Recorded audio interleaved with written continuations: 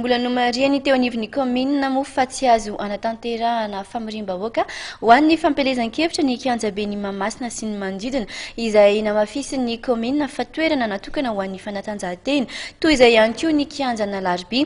Voarara tsy azo anaovana fampelezan-kevitra ihany koa ny kianjan'ny Ambojatovo, ny eo anoloan'ny hôtel de ville ary ny trano-pokon'olona Analakely.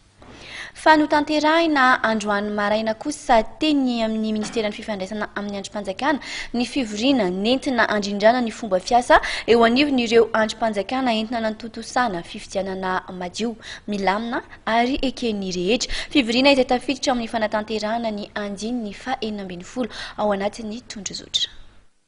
Ny fanatanterahana ny anjininy fa 12 ao amin'ny tondrozotra izay mitaka ny fametrahana fitoniana entina indrindra natanterahana fifidianana no antom-pisian'ny fivoriana ny karakaraina ministeran'ny fifandraisana amin'ireo androm-panjakana androany maraina teny Nansana.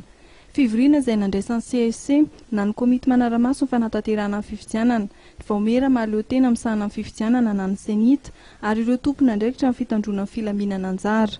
Inona ary no anton'izao fivoriana izao? Manazava Andriamatoa Manatsoa Victor, ministra ny fifandraisana amin'ny androm-panjakana. Nanasa zahay amin'ireo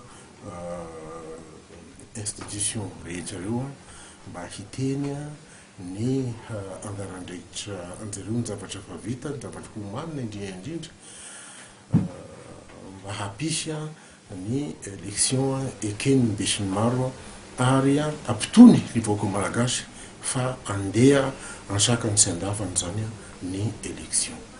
Nanazava ihany koa ny antony nandraisan'ny ministeran'ny fifandraisana amin'ny androm-panjakana andraikitra ny karakara izany fivoriana izany Andriamatoa Manatsoa Victor.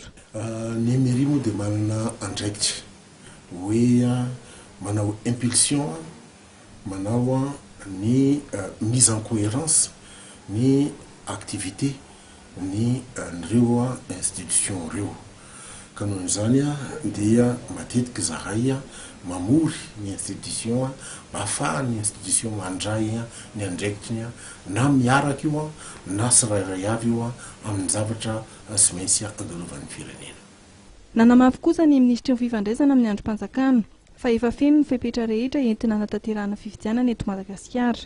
Antony nahatonga ireo kandida ho filoham-pirenena sy ireo tompona andraikitra isan-tsokajiny nanaja ny tety andro rehetra ny fifidianana.